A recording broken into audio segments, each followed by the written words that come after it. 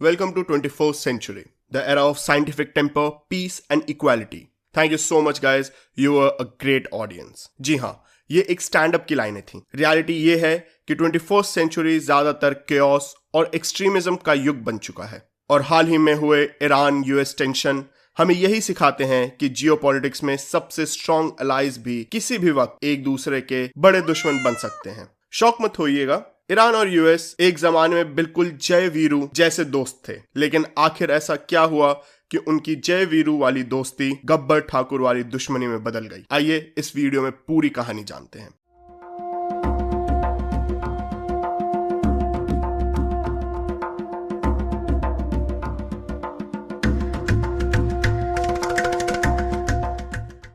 Iran की इस पूरी कहानी की जड़ 19th सेंचुरी के ग्रेट गेम में मिलती है, जहां यूनाइटेड किंगडम और रशिया दोनों ही ईरान पे अपनी पकड़ बनाना चाहते थे। रशियन रिवॉल्यूशन के बाद रशिया ईरान से पीछे हटा और इसका पूरा फायदा ब्रिटेन ने उठाया। ब्रिटेन ने ईरान की कजार डायनेस्टी को हटाकर एक मिलिट्री अधिकारी रजा शाह पहलवी को 1926 में शाह बना दिया और हुआ ये कि रजा शाह ने 1926 से 1941 तक ईरान को वेस्टर्न मॉडल पर बदलना शुरू कर दिया।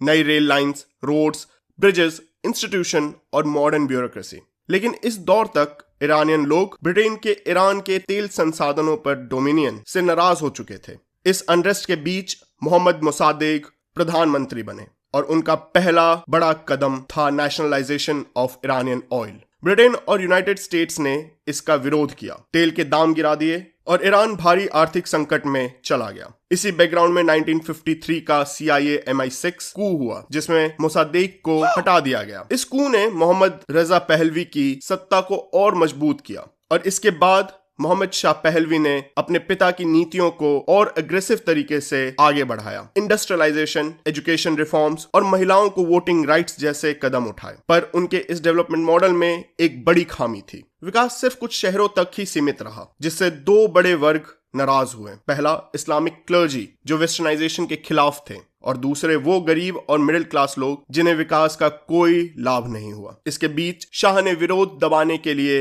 सवाक, एक सीक्रेट पुलिस का गठन किया जो पॉलिटिकल डिसेंट को आयरन फिस्ट के साथ दबाती थी। जितना रिप्रेशन बढ़ा उतने ही तेजी से पूरे देश में एंटी मोनार्की आंदोलन फैलने लगे। आखिर 1979 में ईरानियन रिवॉल्यूशन फूट पड़ा, जो बाद में इस्लामिक रिवॉल्यूशन में बदल गया। शाह को देश छोड़ना पड़ा और पावर आई इस्लामिक रिपब्लिक के हाथ में, जिसका नेतृत्व रुहोल्लाह खोमेनी कर रहे थे। इसी पल से ईरान और अमेरिका की दोस्ती टूटकर दुश्मनी में बदलने लगी। जिमी कार्टर के आइलैंड ऑफ स्टेबिलिटी का ईरान धीरे धीरे यूएस की नजर में एक टेरर स्पॉन्सरिंग रिजीम बन गया। ये परसेप्शन 1979 के यूएस एम्बेसी हॉस्टेज क्राइसिस से लेकर डोनाल्ड ट्रंप तक लगातार मजबूत होता रहा। 3 दिसंबर 1979 को रुहोल्लाह खोमेनी ने ईरान के सुप्रीम लीडर के रूप में अपना पद संभाला। उनके शासन के साथ ही ईरान यूनाइटेड स्टेट्स के संबंध तेजी से बिगड़ने लगे। 4 नवंबर 1979 को कुछ ईरानी छात्रों ने यूएस एम्बेसी तेहरान पर हमला करके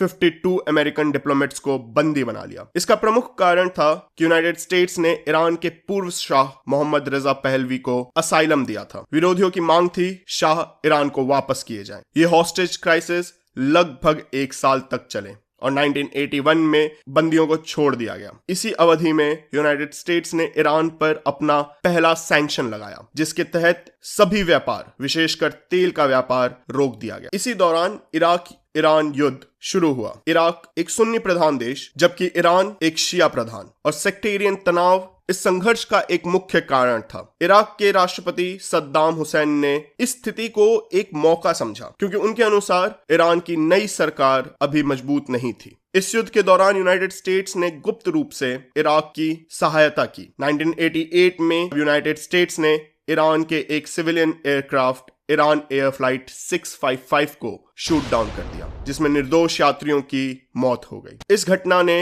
ईरान यूएस संबंधों को लगभग पूरी तरह से तोड़ दिया। यूएस के इराक को दिए गए सपोर्ट और 1988 में हुए दुर्घटना से ईरान में एंटी यूएस और एंटी इजराइल सेंटिमेंट्स गहरे होने लगे। 1979 की इस्लामिक रिवॉल्यूशन के बाद से ही ईरान इजराइल के राइट टू एग्जिस्ट को स्वीकार करने से इनकार कर दिया था। ये वही ईरान था जो कभी मिडिल ईस्ट का पहला देश था जिसने इजराइल को डिप्लोमेटिक रिकॉग्नाइजेशन दिया था, पर 1979 के बाद सब बदल गया। रिवॉल्यूशन के बाद ईरान ने अपनी एंटी इजराइल और एंटी वेस्ट आइडियोलॉजी को पूरे रीजन में फैलाना शुरू कर दिया। इसके लिए ईरान ने अपने प्रॉक्सीज को मजबूत किया। गाजा में हमास, लेबनान में हिजबुल्लाह और यमन में हाउती। इन प्रॉक्सीज के जरिए चल रही रीजनल कन्फ्रंटेशन ने ईरान के इजराइल और यूनाइटेड स्टेट्स के साथ संबंधों में last nail in the coffin का काम किया। ईरान के हॉस्टाइल एक्शन के बाद इजराइल और यूएस दोनों ईरान के न्यूक्लियर प्रोग्राम के सख्त आलोचक बन गए। एक तरफ मोसाद ने ईरान के एटॉमिक साइंटिस्ट को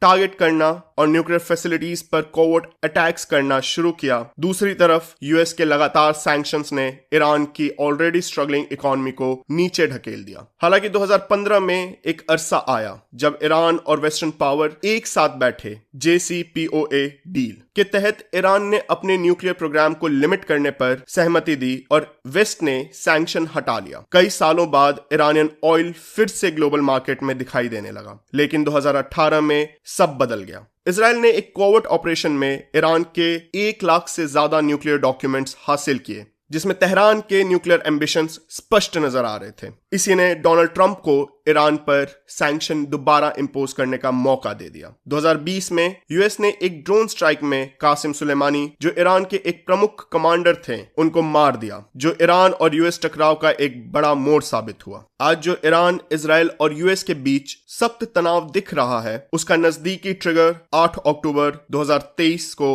हमास का इजराइल पर अटैक माना जा सकता है। लेकिन इसके पीछे ईरान के ऑयल स्टेक्स, रीजनल इन्फ्लुएंस और न्यूक्लियर एम्बिशंस का उतना ही हाथ है। और ये भी याद रखना चाहिए कि ये सब सिर्फ इस्लामिक टेरर की कहानी नहीं है। जब यूएन डेजिग्नेटेड टेररिस्ट अहमद अल शहरा, जिसका डायरेक्ट संबंध अल कायदा से था, उसको भी व्हाइट हाउस में सीरिया में रीजनल डायनेमिक्स के लिए एंगेज किया जा सकता है, तो ये साफ हो जाता है कि जियोपॉलिटिक्स में दोस्ती, दुश्मनी, आइडियोलॉजी सब कुछ सिचुएशन के हिसाब से बदलता रहता है। और इसी के साथ बदलते हुए विश्व में आपका स्वागत है। और हाँ, ये बदलाव अच्छा है या बुरा, यह आपके विवेक पर निर्भर करता है।